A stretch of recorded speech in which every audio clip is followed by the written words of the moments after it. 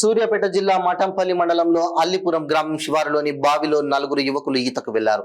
అందులో ఒకరు ఖమ్మం జిల్లా వాసి అకిరానందన్ బాబు గల్లంతయ్యాడు. బావిలో వలలతో బంధువులు గ్రామస్తులు గాలిస్తున్నారు. మిగతా ముగ్గురు యువకులు సురక్షితంగా బయటపడ్డారు.